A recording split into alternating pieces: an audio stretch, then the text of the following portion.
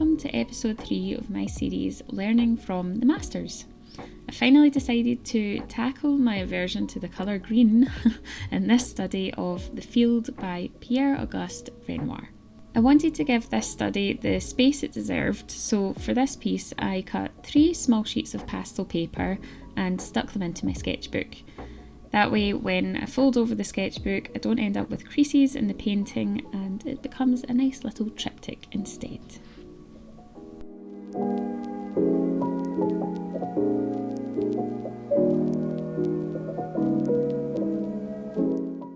Renoir was a French Impressionist painter known for his vibrant use of colour and his focus on the beauty of everyday life. And there's a quote which I absolutely love where he said, "Why shouldn't art be pretty? There are enough unpleasant things in the world." I just love that quote. It's still relevant today in today's world where it feels like, why are we painting when there's so many bad things going on? And yeah, there are bad things going on, and why shouldn't art be beautiful and an escape from all of that? So I think that's partly why I love his work so much.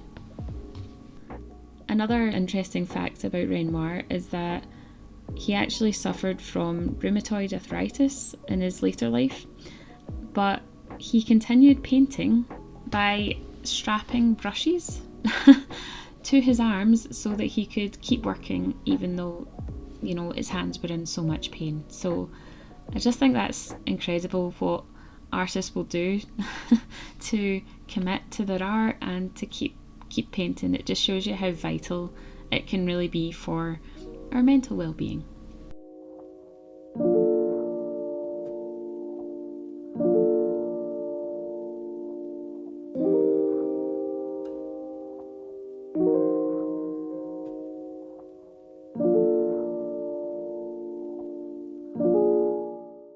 So one of the main reasons for choosing this painting out of his several thousand paintings that he completed over his life is because I'm trying to actually create my own colour palette for landscapes. And that's actually proving to be a bit of a challenge. But hopefully the more of these studies that I do, it will just come naturally and it'll just take some time.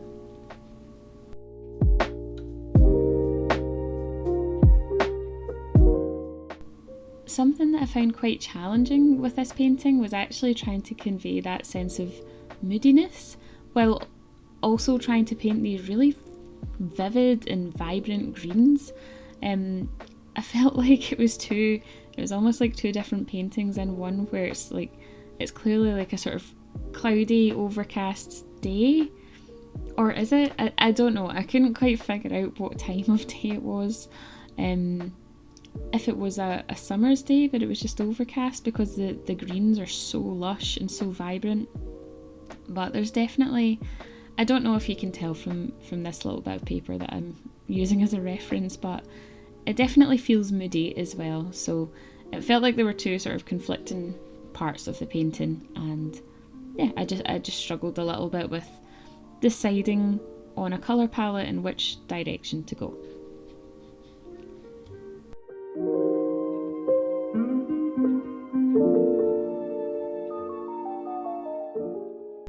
The thing that I found most interesting about these studies so far is just how different all of the artists' individual techniques are.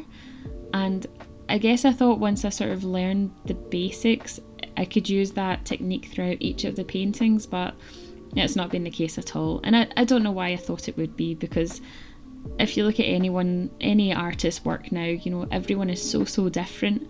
But I guess I just had it in my head that the Impressionist work would all be the same, and that couldn't be further from the truth. And I suppose that's why I keep painting them, because they're all so different and it's really, really caught my interest.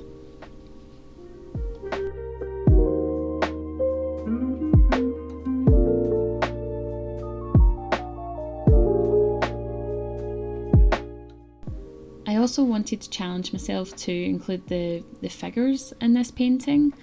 I have always avoided putting any sort of figures or people into my landscapes because I was just worried that it would ruin the work, but that's not been the case at all. And I think I'll actually try to add more more structures or people into my own landscapes, because they really help with the storytelling of the painting, and it gives you an idea of the time that it was painted as well. So that's something that I definitely want to take into my own work after doing this study.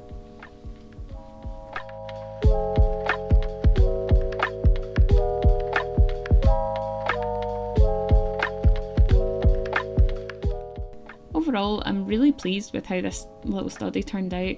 I do think that splitting it across the 3 pages helped me not worry so much about getting it perfect, and also gave it a bit more interest than it maybe would have had it just been one single painting. But yeah, I'm happy with it. I really like the sort of style, and I know that the colour palette isn't great. It's nowhere near a match. That has been my common issue throughout all of these, is that I struggle to get a match for the colours. And I don't know, maybe that's just because it's oil pastels that I'm using, and the original paintings were made with oil paint. So it's just a learning curve, but I'm really enjoying it, and I'm happy with how this one turned out.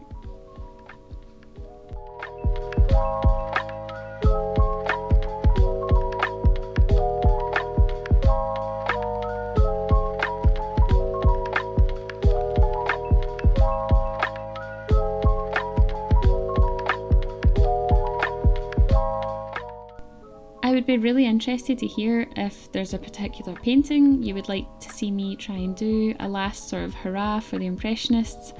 I think I would like to do Monet's Water Lilies, but if you have any other ideas, let me know. I'm going to keep the last few pages of my sketchbook free, just in case you have any suggestions. And I think that's me. I will continue to study the Impressionist movement for the next couple of episodes, and then it will be time for a change, I think. So thank you so much for watching, and I will see you in the next video.